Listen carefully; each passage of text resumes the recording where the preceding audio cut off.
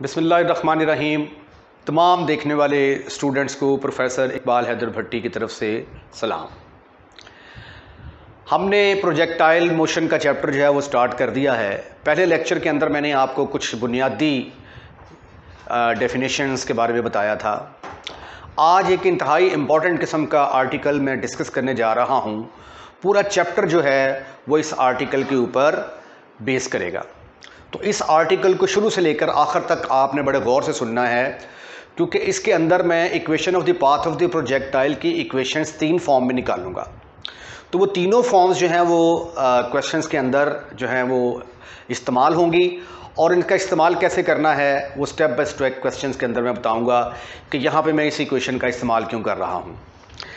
तो आइए स्टार्ट करते हैं। Equation of the path of the projectile. Equation of the path of the projectile जो है ना, ये path of the projectile simply अगर हम इसको कंसीडर करें पाथ ऑफ द प्रोजेक्टाइल, तो ये किसके बराबर होता है? पैराबोला के बराबर होता है। तो पेपर में ये सवाल यूं भी आ सकता है, prove that path of the projectile is a parabola. यानी हम साबित कर देंगे कि equation of the path of the projectile की शक्ल पैराबोला से मिलती जुलती है। और पेपर में ये क्वेश्चन यूं भी आ सकता है, find discuss emotion of A projectile if A particle is projected into the air with velocity v not and alpha is the angle of projection. ये स्टेटमेंट्स जो हैं ये बुक के अंदर जो है ना ये मैंने दी हुई हैं। यहाँ पे मैंने हेडिंग दिया है equation of the path of the projectile. मैं सपोज कर लेता हूं, let a particle is projected into the air with velocity v not.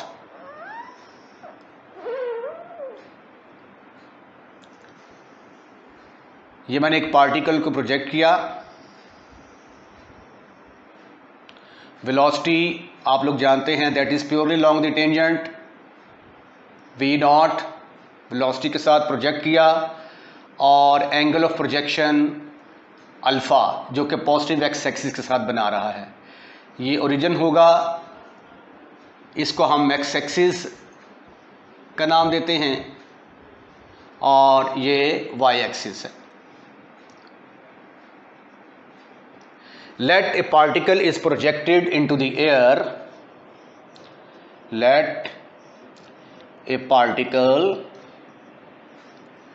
Is projected into the air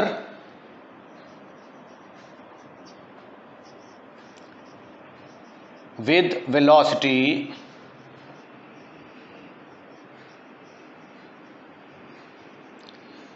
v naught, making an angle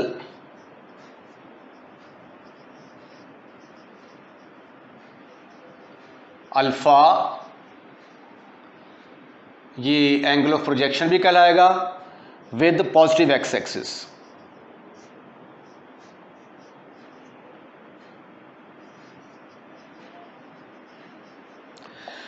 अब देखें, जब हमने काइनेमैटिक्स का chapter किया तो वहां पे हमने वेलोसिटी के 2 कंपोनेंट लिए थे। एक अलॉन्ग एक्स एक्सिस था, एक along Y axis. dx over dt plus dy over dt into J. Kinematics के चैप्टर में ये चीज़ आप पढ़ चुके हैं। तो इसका मतलब ये हुआ कि वेलोसिटी के 2 कंपोनेंट होते हैं। एक जो है dx ओवर dt, ये हॉरिजेंटल कंपोनेंट होगा along x axis, horizontal component, और इसी तरह dy over dt vertical component होगा वेलोसिटी का, वर्टिकल कंपोनेंट ऑफ वेलोसिटी। जब आपने पार्टिकल को प्रोजेक्ट किया तो अब v नॉट के, जिस तरह v एक वेक्टर है तो वेक्टर के कंपोनेंट आप अलॉन्ग एक्स एक्सिस भी लेते हैं, अलॉन्ग वाई एक्सिस भी लेते हैं। चूँकि ये एक्स एक्सिस के साथ एंगल अल्फ़ा बना रहा है, तो वेलोसिटी के कंपोनेंट क्या होंगे? अलॉन्ग एक्स एक्सिस होगा v नॉट कॉस अल्फ़ा, और अलॉन्ग वाई एक्सिस होगा v naught sine alpha. there are two components, there are two components of velocity। यहाँ पे देखें, किसी भी मुकाम के ऊपर अगर आप वेलोसिटी v लेते हैं तो एक इसका आएगा हॉरिजेंटल कंपोनेंट और एक आएगा वर्टिकल कंपोनेंट। हॉरिजेंटल वाले के साथ v naught cos of alpha use करते हैं, v naught cos of alpha, और जो वर्टिकल कंपोनेंट होता है उसके साथ साइन आता है। ठीक है, तो v नॉट के दो कंपोनेंट होंगे। There are two component of velocity v naught. Number one horizontal component, horizontal component जिसको मैं v नॉट कॉस अल्फा के साथ रिप्रेजेंट करूंगा, और दूसरा होगा वर्टिकल कंपोनेंट, वर्टिकल कंपोनेंट। ये वेलोसिटी के कंपोनेंट की बात कर रहा हूं, तो दूसरा आएगा v naught sine of alpha. अब ये देखें ज़रा, ये पॉइंट ज़रा समझने वाला है। अगर ये हॉरिजेंटल कंपोनेंट है v नॉट कॉस अल्फा, तो v नॉट कॉस अल्फा फिर किसके बराबर होगा? dx ओवर dt के बराबर होगा, राइट? क्योंकि हॉरिजेंटल कंपोनेंट ऑफ वेलोसिटी को हम किससे रिप्रेजेंट करते थे? dx over dt। तो यहां पे फिर dx ओवर dt किसके बराबर आ जाएगा? dx over dt is equal to v naught cos of alpha के बराबर आएगा।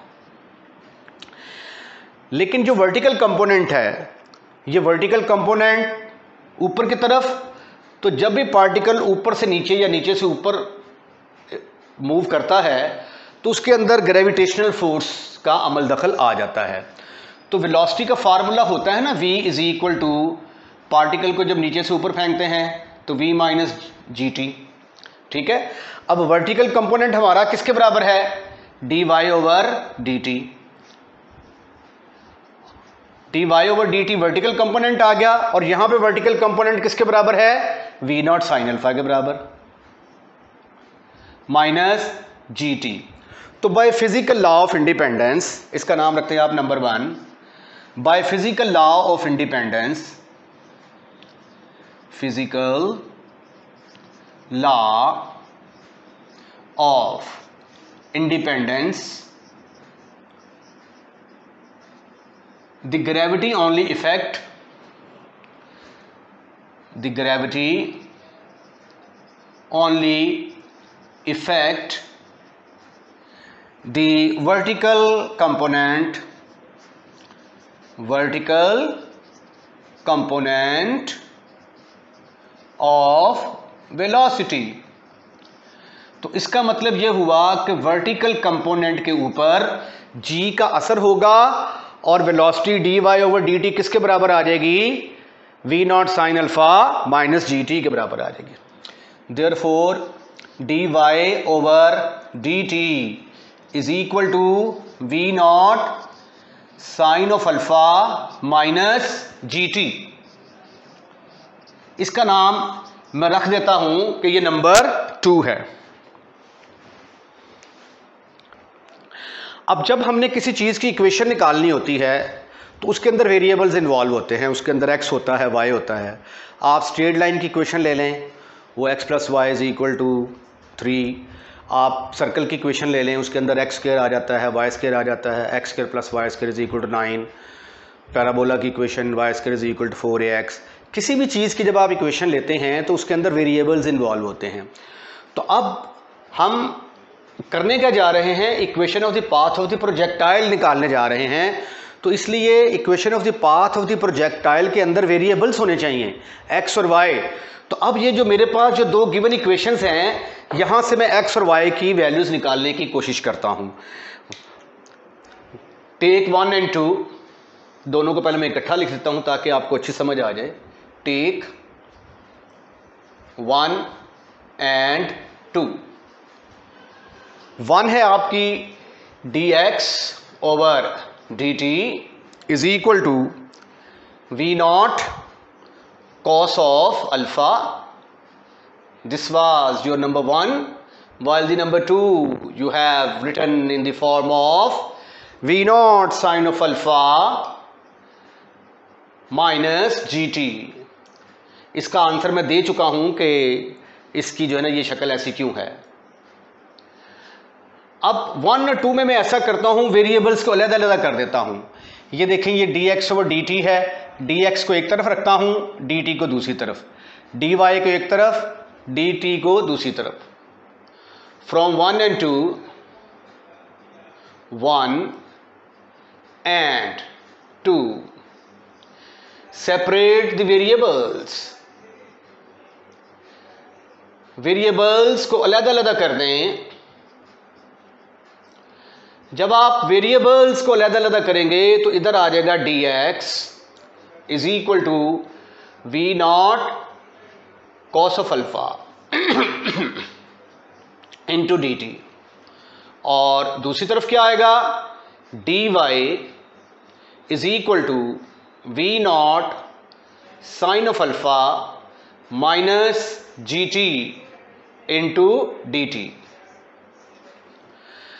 अब दोनों को इंटीग्रेट कर देते हैं। इंटीग्रेट क्यों करूंगा, ताकि ये जो डेरिवेटिव्स हैं ये खत्म हो जाएं और मेरे पास x और y आ जाएं। इंटीग्रेटिंग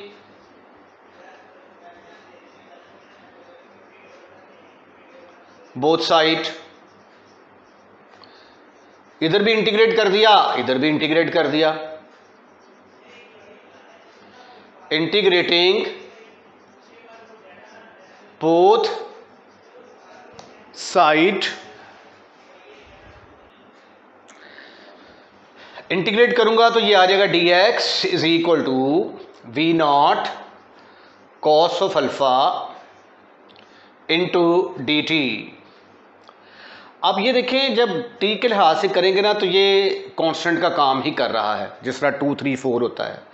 तो 2 इंटू डी टी की इंटीग्रेशन जिस तरह आ जाएगी 2t, ठीक है, इसकी इंटीग्रेशन t आ जाएगी, 2 का अमल दखल कोई नहीं होगा। तो इसी तरह ये वी नॉट कॉस अल्फा ये कांस्टेंट है, इसका कोई अमल दखल नहीं होगा। और यहाँ पे क्या आएगा, dy is equal to v naught sine of alpha minus g t d t. इसको जब मैं इंटीग्रेट करता हूं तो इसका जवाब किसके बराबर आता है, x। ये आ जाएगा v naught cos of alpha into t plus some constant. जब भी आप इंटीग्रेट करते हैं तो कोई ना कोई कांस्टेंट ऑफ इंटीग्रेशन लगाते हैं। इस केस में क्या आएगा, y is equal to v naught sine alpha तो कांस्टेंट है ना, तो इसके साथ t लग जाएगा, v naught sine alpha into t, और t को करेंगे तो g t square by 2 plus some constant. अब इसका नाम रख देते हैं नंबर 3 और ये है number 4। Where a and b are the constant of integration. अब इनकी कीमतें हम मालूम करते हैं। Where a and b are constant of integration,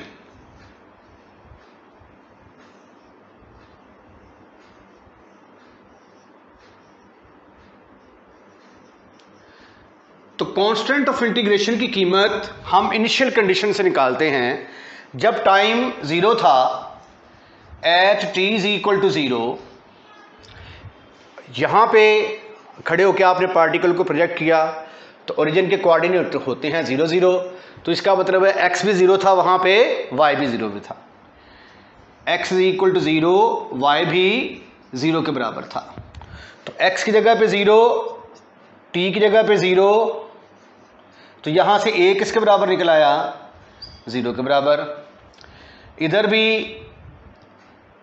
y की जगह पे 0, t की जगह पे 0 प्लस b, तो b भी किसके बराबर निकल आया, 0 के बराबर निकल आया। तो हमारे पास x की वैल्यू आ गई। अब मैं इस पोर्शन को जो है वो उस साइड पे जाके लिखता हूँ। अब ये देखें प्यारे बच्चों, a 0 हो गया, a की जगह पे 0 आ गया, ठीक है, b भी 0 हो गया, b की जगह पे 0 आ गया। तो फिर therefore 3 and 4 becomes, therefore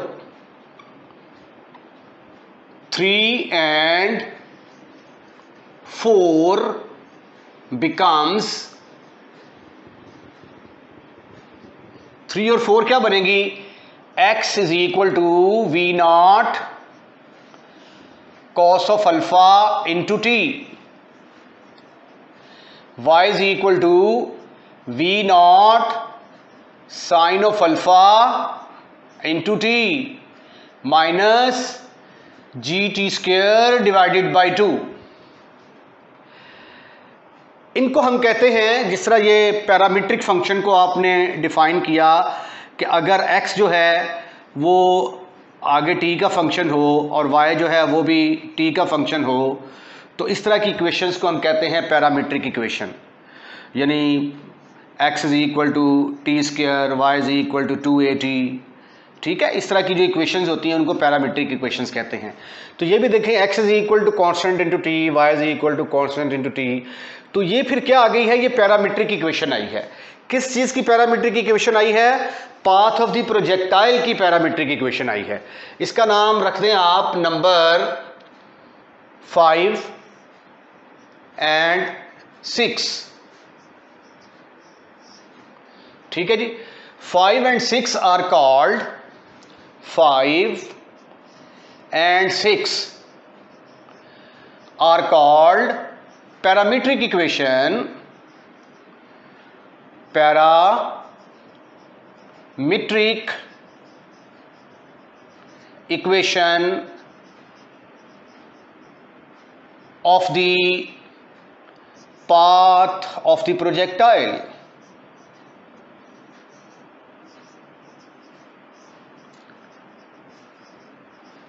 आपने इन इक्वेशंस को अच्छे तरीके से याद रखना है जी, very very important, very important, ज़बानी याद रखें, इनको याद रखें, ये एज ए फार्मूला यूज होनी है आगे जब क्वेश्चंस करेंगे आप। बहुत इंपॉर्टेंट है ये वाली पैरामीट्रिक इक्वेशंस, ओके। अब हम इसकी दूसरी फॉर्म जो है वो ड्राइव करते हैं। अब टी को एलिमिनेट करते हैं, ठीक है, टी को एलिमिनेट करते हैं। एलिमिनेट करने का तरीका क्या है कि एक में से टी की वैल्यू निकाल के दूसरी में पुट कर दें। Now we eliminate t from 5 and 6, from 5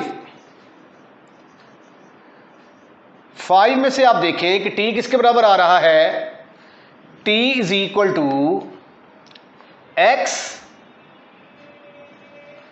over v naught cos of alpha. ये आपके पास क्या आ रहा है, t की वैल्यू आ गई जी, 5 में से निकाल ली और इसको उठाकर 6 के अंदर पुट कर दें। Put in number 6, what you will get, y is equal to v naught sine of alpha into t की जगह पे क्या आएगा, x over v naught cos of alpha minus g by 2 और टी स्क्वायर की जगह पे क्या आ जाएगा, x square over v naught square cos square alpha. अब ये देखें वी नॉट जो है, ये वाला वी नॉट और ये वाला वी नॉट आपस में कैंसिल हो रहे हैं और साइन अल्फा बटा कॉस अल्फा किसके बराबर आता है, टेंजेंट अल्फा के बराबर आता है। तो इसको फिर मैं लिखूंगा x tangent of alpha minus g x square over 2v0 square cos square alpha. अगले स्टेप में ये किसके बराबर आ जाएगा, y is equal to x tangent of alpha minus g x square, cos के ऊपर जाके बनेगा secant square alpha over 2v0 square. ये हमारे पास दूसरी equation of the path of the projectile निकल आई। इसका भी बहुत ज्यादा इस्तेमाल है क्वेश्चंस के अंदर। Is the equation of the path of the projectile, is the equation of the path of projectile।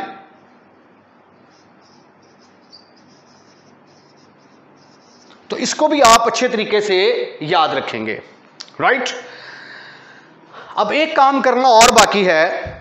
अब हम साबित करेंगे कि equation of the path of the projectile parabolic है।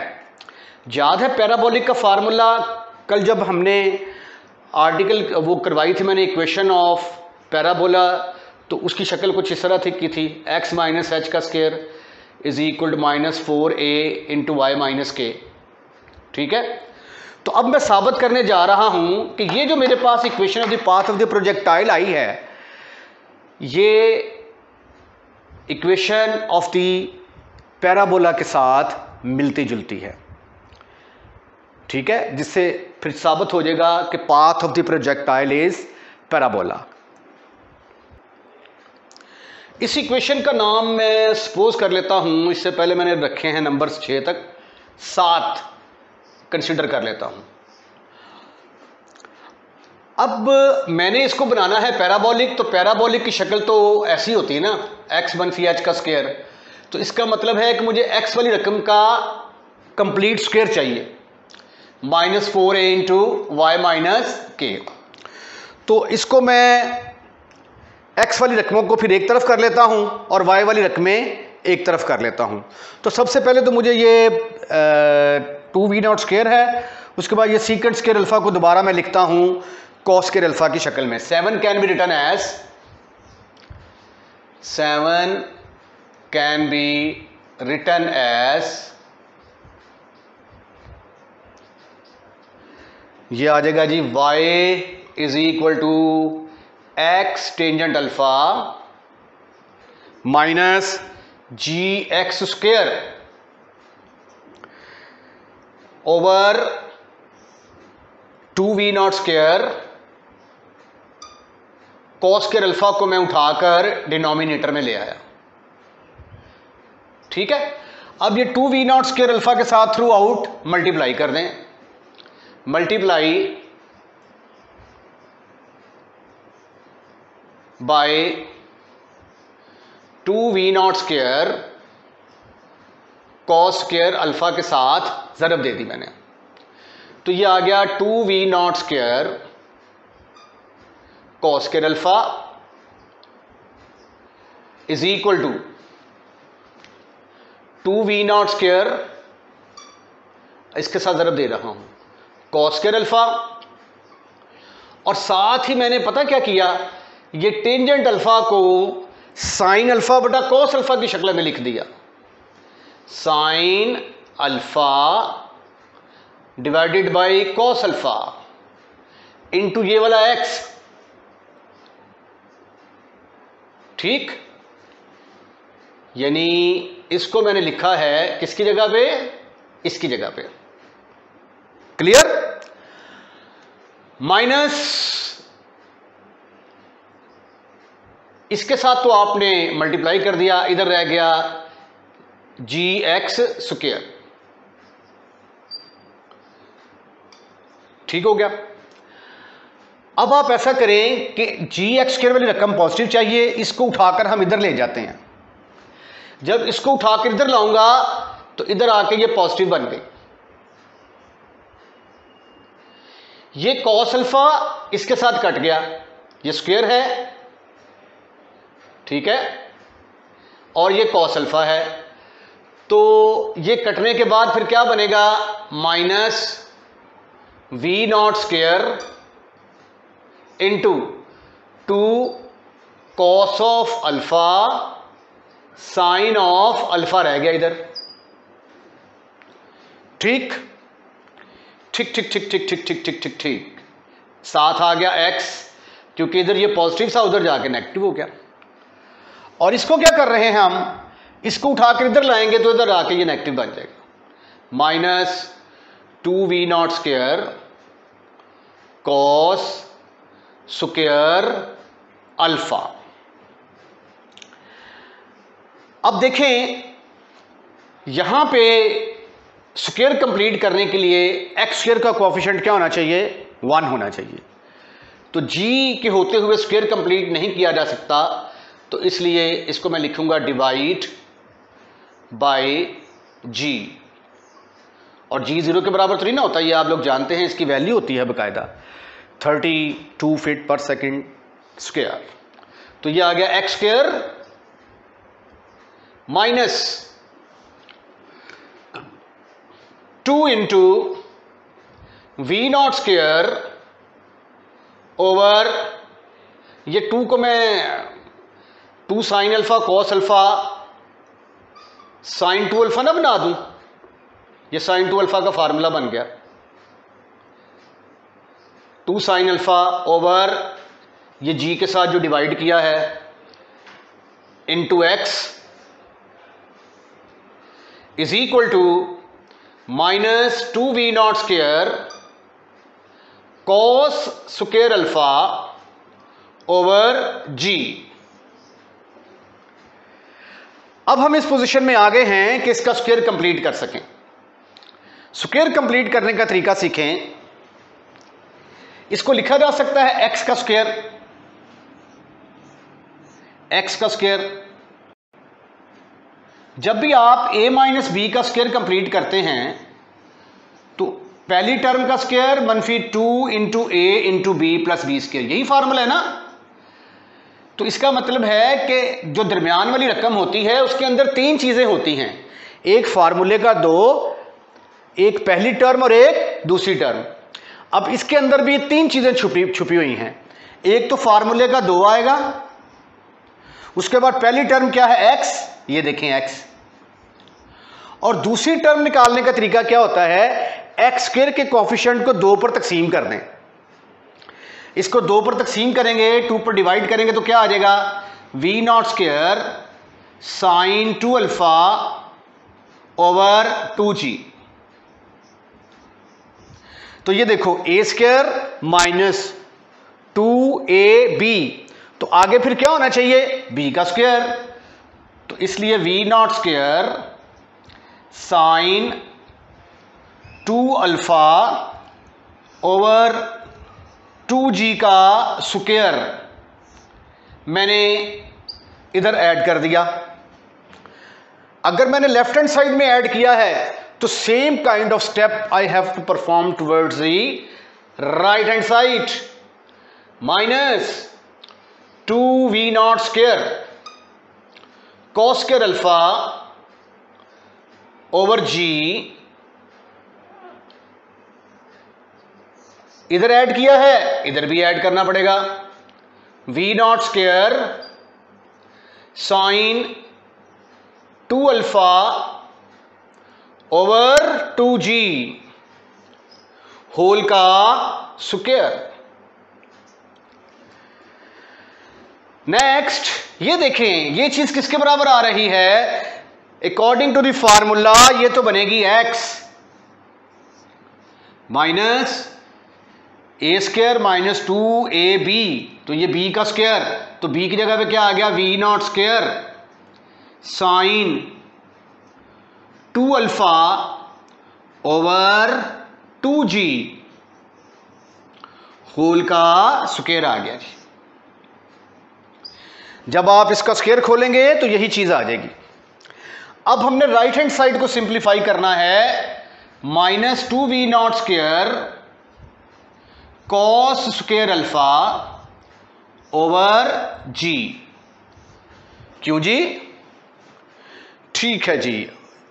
वाई मैंने कहीं लगता है मिस कर दिया है कहीं। ये वाई इसके साथ आना था वाई, उसके बाद इसके साथ भी आना था वाई, इसके साथ भी आएगा वाई, और फिर इसके साथ भी आएगा Y.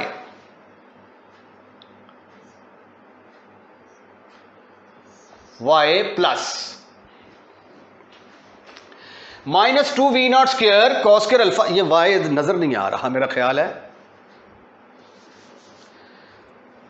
Y plus v0 sine 2α over 2g whole का स्क्वायर। तो ये आ गया, ये तो स्क्वायर बन गया, -2v0 cos square alpha over G, साथ आ गया y प्लस, अब साइन 2α किसके बराबर होता है? 2 साइन अल्फा कॉस अल्फा के बराबर। तो ये आ गया 2v0 sine of alpha cos of alpha over 2g whole का स्क्वायर आ गया। ठीक है जी।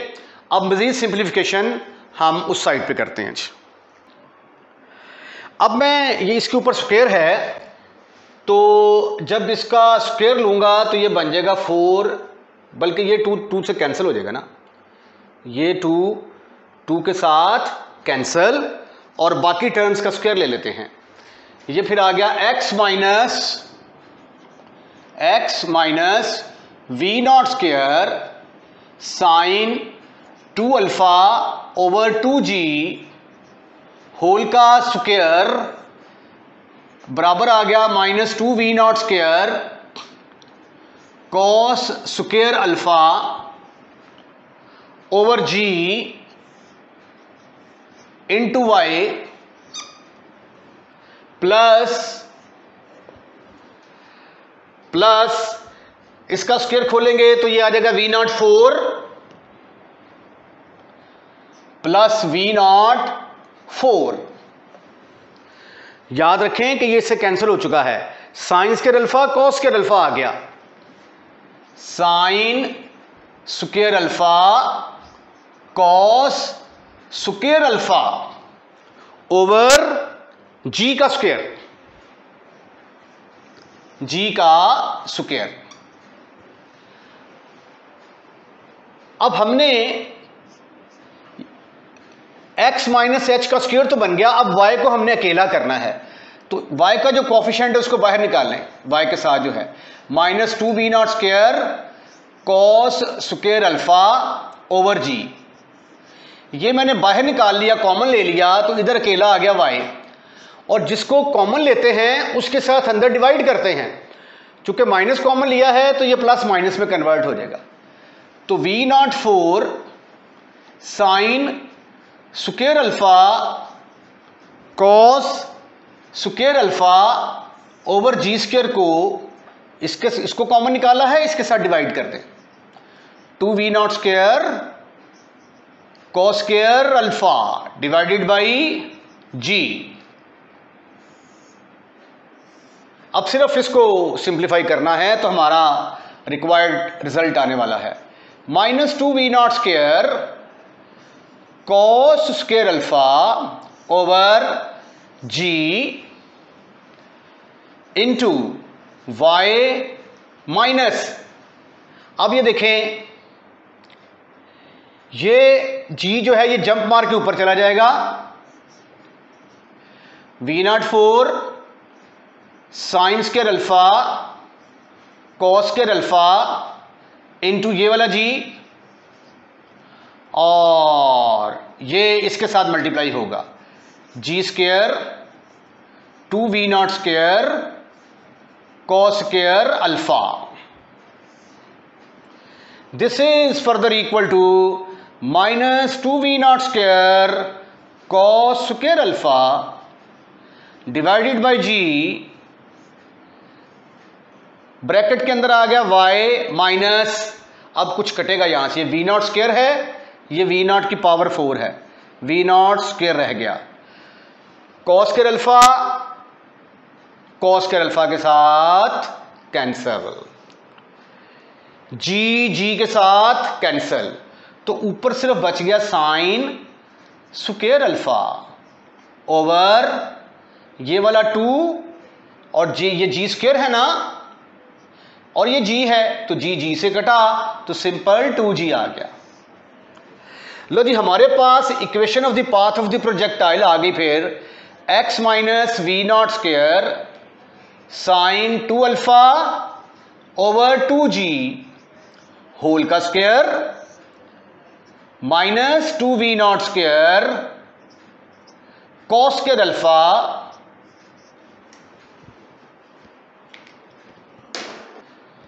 Cos square alpha over G, bracket में आ गया y minus v0² sine square alpha over 2g which is like किससे मिलती जुलती है ये, x माइनस h का स्क्वायर,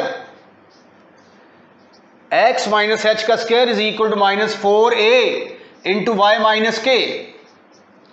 तो ये किस चीज की इक्वेशन थी, ये तो पैराबोला की थी, तो बस साबित हुआ कि पाथ ऑफ द प्रोजेक्टाइल क्या होता है, पैराबोला।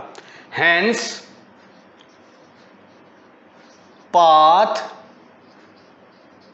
of the projectile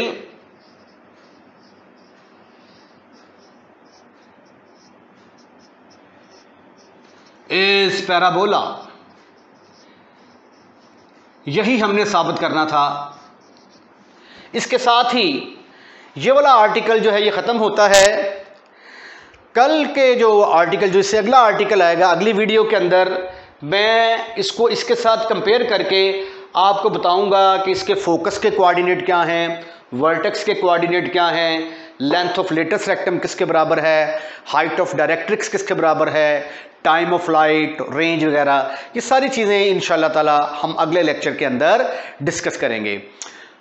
अगर आपको हमारा लेक्चर पसंद आया है, अगर आपको समझ आई है, तो चैनल को सब्सक्राइब करना बनता है।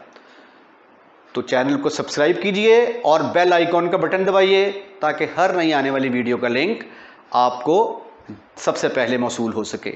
अपना ख्याल रखिएगा। अल्लाह हाफिज़।